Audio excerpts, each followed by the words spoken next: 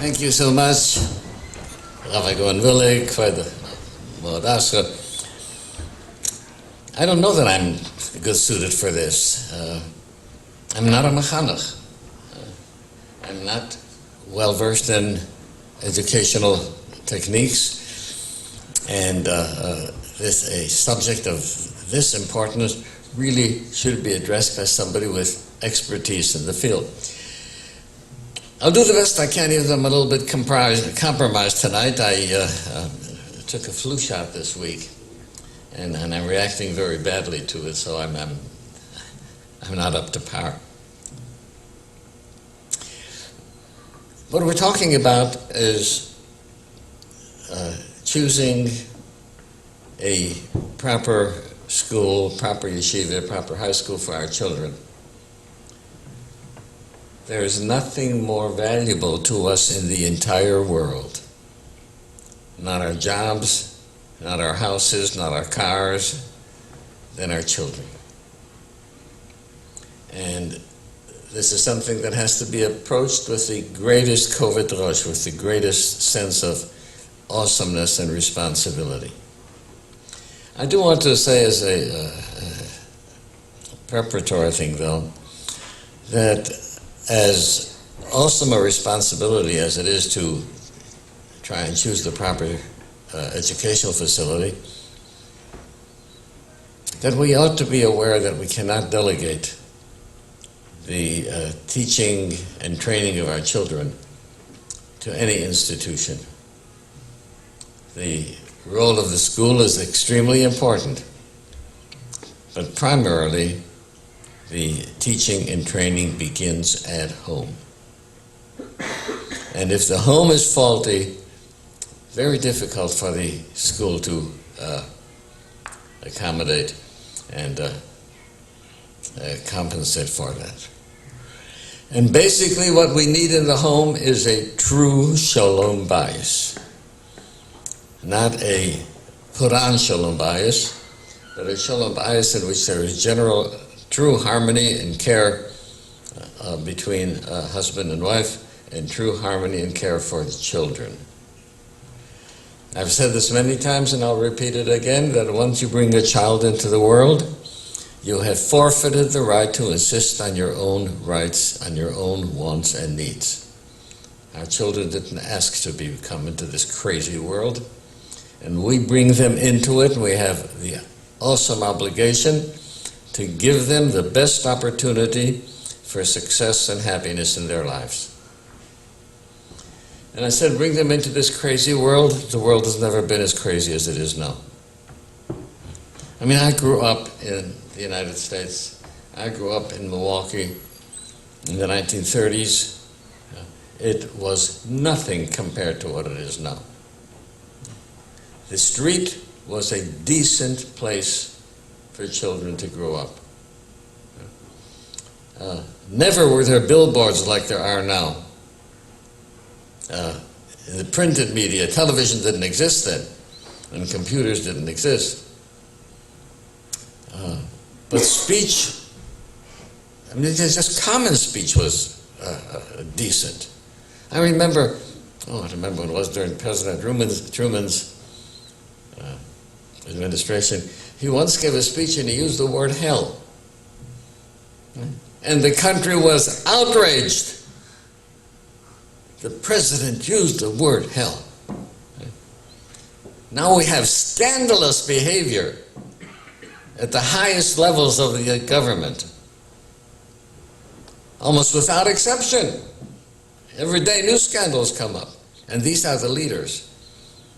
And our children know it, and whether we like it or not, it impresses them.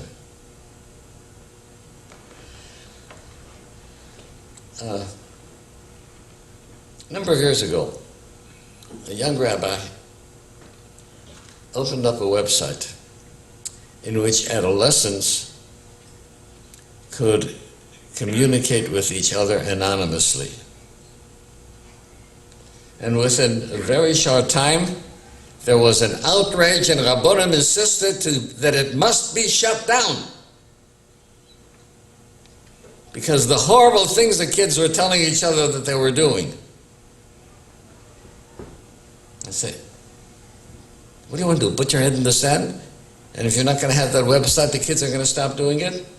The purpose of that website is for the parents to see what their children are involved with. And today's children, and these are all children from homes, who are going to Torah schools, and the kinds of things, the kinds of activities that they're involved in. Almost unbelievable. And we like to think, immunity, not going to happen to my kid.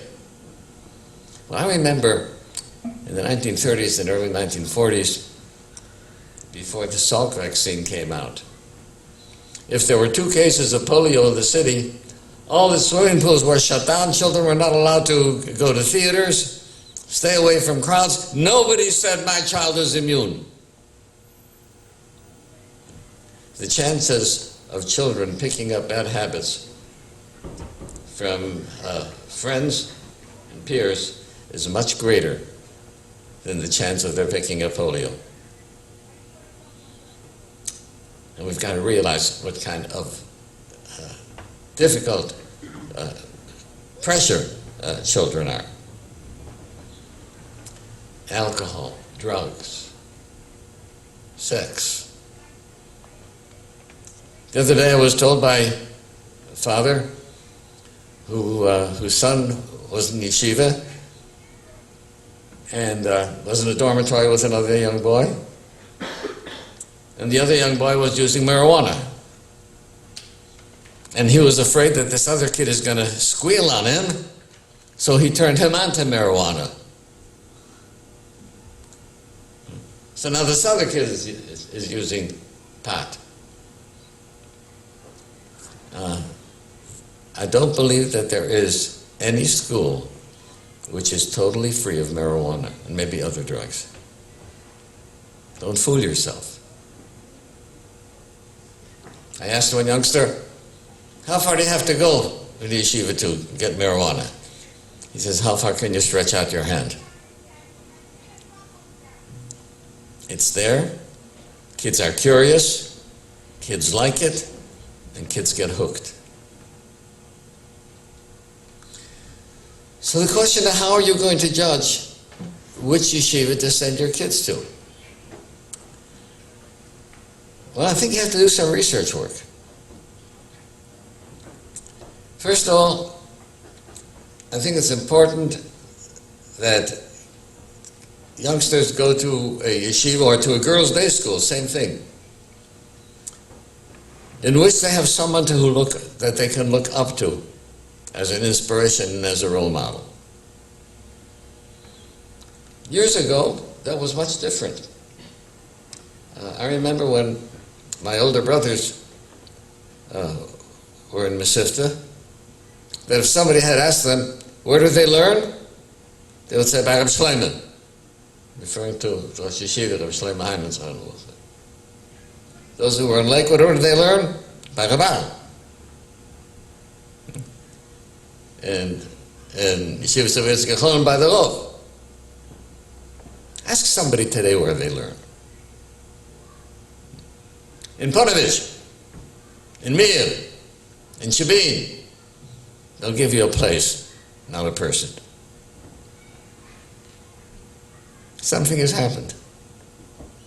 Now, you might say, well, look, you can't compare the situation today to 60 years ago when there were relatively few youngsters. Very few bocher and very few young guys today. The number of Talmidim is so much greater, it's impossible to have a personal relationship with Yeshua. Maybe yes, maybe no. A while back there was a study about which of the top high schools, I don't remember the entire study, but it turned out that the top high school, the rating of the top high school was because the principal knew the name of every child. Now, you don't have to have a photographic memory for that. You know, in medical school, on the first day of histology, we had 104 kids in the class. The instructor got up and he said, we're not in the practice of taking attendance. So I'm not going to be taking attendance every day. But just to go through how many how many students there are in the class, and he began with the first student's name, started with A, and went through the alphabet without looking at a piece of paper, totally by heart, listing 104 students. This was on the first day of school. You better believe that nobody cut that class. Maybe that's unusual to have a photographic memory like that. But at least the principal, the teacher, should know the names of all the kids in the class and should have a relationship with them.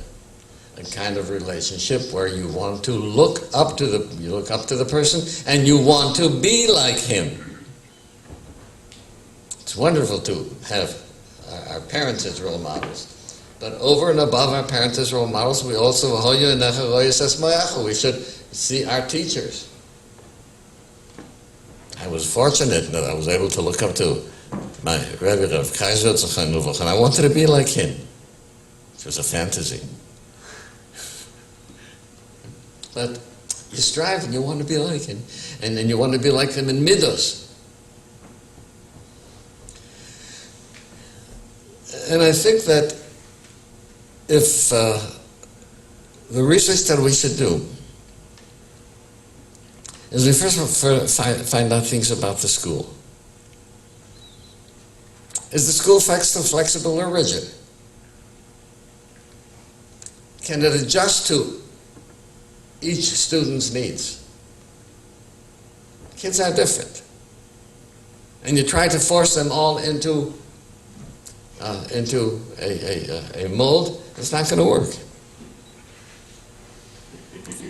So you have to find out, is the Rebbe capable of evaluating each student, each Talmud? And I say, how are you going to know that? Well, you know something? I know that when I needed a handyman and we got the name of a person, my wife called him up and she asked for 3 references. And she called the people who he worked for. And I think if you're going to send your child to a school, go to the parents of children who went there and ask them what was their experience. My goodness, we're going to do it with a handyman to check about his qualifications. We should at least have that kind of consideration for who's going to be teaching our children.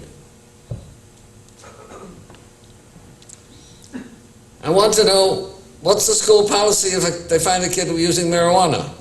They kick him out? You know what happens if they do that? All the rest of the kids who are using marijuana are now much more careful not to get caught. There are policies that schools have to establish as to what to do with such kids. Do they accommodate the slower learner? You know, one of my rabbis said to me, as he was giving me a compliment, he said, you know, I prepared this year for you and your chavrusa. I said, my goodness, there were 20 other bachrim in the class. He's talking to 2 of us? What happened to the other 20? And I am told that in many high schools and many yeshivas, that the Maggid Shir, the Rosh Yeshiva, addresses a third of the class. Now, if that happens, and if your child happens not to be one of the 4th and the 3rd who can follow along what the Rebbe is saying, he becomes frustrated, loses interest. He loses interest, and if he loses interest in learning, years ago, if a person didn't have any interest in learning, he had to stay in the yeshiva. There was no place else to go. Today, there's a community outside in the street that is ready and willing to welcome anybody who wants to join.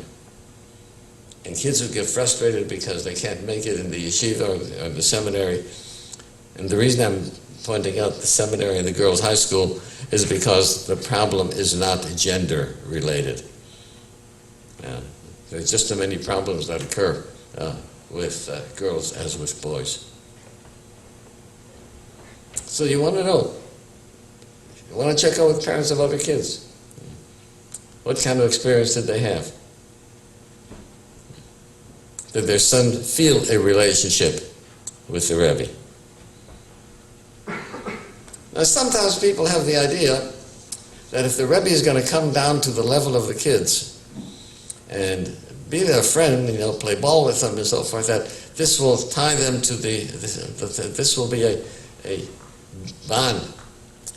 The idea sounds good, but it backfires. Because that's not what the kid needs. He's got all kinds of friends to play ball with. What he needs is a Rebbe to look up to. There's a famous story, and I'm not saying that this is the criteria that we should use, but the great Chidush Yerim was initially a Talmud by the cousin of Tzemach. And the cousin of Tzemach loved him dearly. And he once embraced him and kissed him. And the Chidush Yerim left him and he said, I don't need a Rebbe that kisses me, I need a Rebbe that makes my bones shudder. And he left and he went to Pshista, to the Rebbe Rabunim. We don't need teachers who are going to become friends of the kids. They should take an interest in the children and know what's bothering the kids. I'm not saying that they have to become therapists, but that they should have a feel for the children. And that their children should feel a warmth in the yeshiva. And incidentally, if you go on the website, the name of the website I think is thelockers.net. And there is a column there about schools. And just go through and see what the kids are talking about. As to what they think about their schools. Boys' schools, girls' schools. I'm not saying we have to accommodate to what the kids want. Another thing that's happened today, the Stipler said, in my days, he said, to have a fresh apple was a treat. Candy was unheard of. And the new suit for Pesach meant that your older brother's suit was tailored to fit you. It was a hand-me-down. He says, today kids have so much of everything that if they think they're lacking something, they become frustrated and become depressed. And this may be true. That kids have so much today that if they feel anything that they're lacking, they feel that they're losing out. They're not treated justly. So I think that those essentially are the major points. Does the yeshiva high school have a warmth? Do they feel a relationship with the Rebbeim? Do the Rebbeim adapt to young kids' uniqueness? You say, well, how can they do it? They have 30 kids in the class. I think we have to do it. I know that there are families where there are 14 children, and the parents can give each child that which he needs or she needs, and there are families that have only 2 children, and the kids don't get it. Not a question of quantity.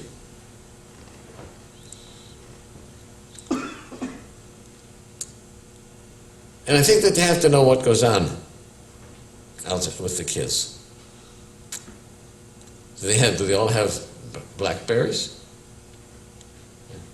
Are they texting? The Rav talked about texting in shul. Today we have a problem with texting on Shabbos.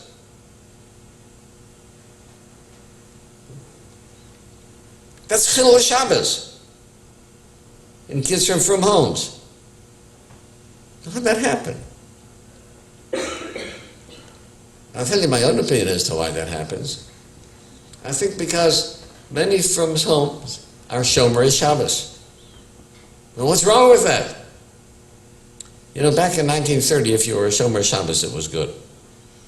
Because there had to be Mesiras Nefesh to be a Shomer Shabbos. You couldn't get a job without working on Shabbos. So a person was a Shomer Shabbos, that was a big madrega. It's not true today. Baruch Hashem, we can get jobs without Shabbos. But there's another aspect of Shabbos. Zocher v'shomer b'diber echad nemru. There's Shomer es Yom Shabbos, which refers to Isur Malocha, and there is Zocher, and that is the Kedusha of Shabbos. And the Kedusha of Shabbos is clearly spelled out in Shulchan Aruch. That you don't speak on Shabbos the way you do during the week. I'm not talking Lashon Hara anymore. Your speech should be more refined on Shabbos. Your walking should be more refined on Shabbos. You don't think about business things on Shabbos. Before I went to medical school, one of the things that the stipend told me to be cautious about is on Shabbos never to look at anything except Sifrei Kodesh. So if you got the weekend times and reading on Shabbos, you're ruining the spirit of Shabbos. I was fortunate yet that I knew several people who on Shabbos didn't speak except during davening or learning. And if you went over and asked them something on Shabbos, no. I don't know if there's anybody around that we see that anymore. But it's a concept of Kedusha of Shabbos. You know, it's interesting. Why Zocher v'Shomer b'diber echad nemru? Such a nest, the Gemara says. Zocher v'Shomer, you can't say two words in one thing. You can't hear two words at one time. The Kodesh Baruch Hu did a nest. For what? What was the purpose of it? Well, what is it if you would have said Shomer once and said Zocher half a second later? I think the answer is that if you take a dollar bill and cut it in half, each half is not worth 50 cents. Not worth anything. And Zocher and Shomer were set together that if you separate them, they're not worth much. So when people tell me that they're Shomer Shabbos, I'm not impressed. I want them to be Zocher Shabbos. I want the children to see a Kedusha of Shabbos. Now maybe this wasn't necessary 50 years ago. But today, with the degree of tumah that's out there, and the degree of the tumah that's out there is rampant.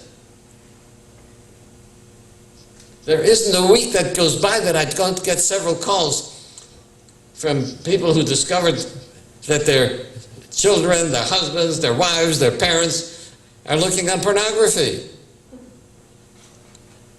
And it's ruinous. Now, years ago, if a person wanted to see schmutz, they'd have to go into one of these smut shops. They didn't want to be seen there because it'd be humiliating. But today, in the privacy of your home, the privacy of your office, or on your BlackBerry, you can see all the schmutz in the world. And our kids are looking at it. You say, not my kids. Don't fool yourself. Young men and young women are full of raging hormones and full of curiosity. Oh yes, you can be very strict. You can be so strict as not to let them study English, to avoid secular studies. Well, I can tell you something, that there's a website to help people who got hooked on pornography. It's called Guard Your Eyes.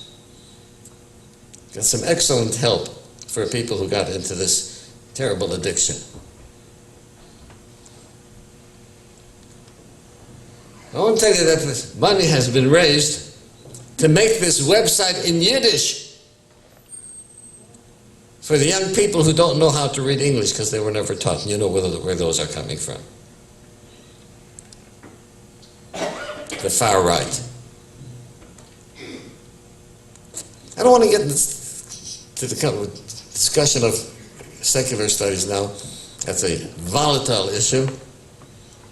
But I just want to tell you just one thing that I'm impressed with. Right? All of Yiddishkeit is based on Yiras Shemayim and Ahavas Hashem. Right? That's it. That's begins, that's where it ends.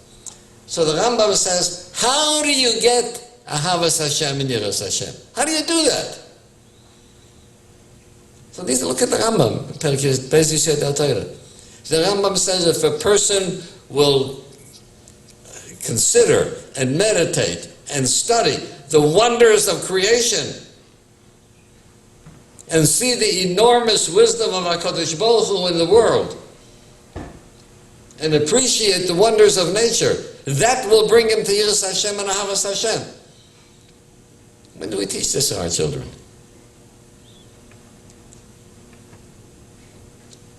You know the enormous chachma that you see in human physiology? Just unbelievable. When do we teach things to our children of chachma sabriya? You get up in the morning and you say, Asher yotzer es ha'odam b'chachma. Where's the wisdom? Merabah b'ashecha Hashem kulam b'chachma sisa. Where's the chachma? I think we have to. And I don't necessarily, this belongs to the yeshivas. This can be done at home. I think that a few years ago there was a book put out by Art School called Our Wondrous World. It's an excellent, excellent book of showing all the wonders of creation. Once you read and understand the chachma of creation, it's like impossible to say that there was not a bria, that there was not a creation. So I think that our children have to know that. And I think this is something that could be done at home. It doesn't have to be designated to the yeshivas. And I think this is something that parents can do. There's enough material available to be able to do so. But to get back to evaluating yeshivas and evaluating girls' schools, I do think that we have to find out from parents of children who've gone through particular schools. I mean, just to say, okay, it looks like a good school, right? I say you wouldn't take a handyman for that. Get an evaluation. How many of the kids in your school have Blackberries? How many of the kids have computers at home? How many of the kids go hanging around at the malls? What do the kids do for entertainment? All of the kinds of things, because I say there's a crazy world out there. And it's a kind of world that never anticipated that it could happen. And you say, but studying Torah will protect them from it. Don't fool yourself. I've seen wonderful B'nai Torah who've gotten hooked. And I'll tell you where I think that comes from. Now this is my own theory. I saw in one sefer that says that before Mashiach will come, Hashem will give the Sultan extraordinary powers. And he's done it. There's a Gemara in Kedushin. Fascinating Gemara. That Rabbi Akiva and Reb Meir were taunting people who were sinful. So the Sultan says, you think that you're so great, I'll fix you. So the Sultan disguised himself as an attractive woman and tried to seduce these two great tzaddikim. And both of them went after the woman.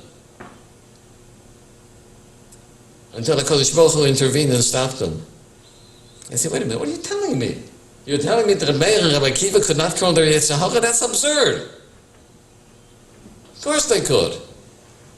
This wasn't the Yetzer Hara. They weren't dealing with the Yetzer Hara, they were dealing with a Malach. They were dealing with the Sultan. This was not a natural Yetzer Hara, this was a supernatural power. And when the Sultan himself is involved, even Torah itself is not an adequate protection. I told you that the Sefer said that Hashem is going to give the Sultan extraordinary powers. Hashem gave the Sultan the right to live inside of a computer. And I think that the internet is a wonderful thing. Right? But the Sultan has gotten in there, and with all of the violence and all of the schmutz that it has, right, he's ruining our children and ruining our families, ruining our marriages, and destroying the basis of family life. So, if your kids have access to internet, whether it's a computer, or whether it's a BlackBerry, or whatever else these technological devices are, be careful. Keep an open communication with your children. We're not back in the old ages, we're not back in the 1930s and 1940s. There's certain subjects that you don't want to raise with your children because it's inconvenient. You can't afford that. That's a luxury you can't have anymore because kids are picking it up from everywhere. The billboards will tell them. There's a wonderful booklet put out by Sarah Diamond on how to talk to your children, how Orthodox parents should talk to their children about the facts of life and how to relate it to them. Because if they're not going to get it in a kosher way from parents, they're going to get it from the kids, they're going to get it from the street. So you want to find out from the yeshivas and girls' schools, you want to find out what went on there. What's been the attitude of the kids to each other? What's the attitude toward the administration? What kind of parent dialogue is there between the parents and the administration? There are all kinds of things that are absolutely necessary.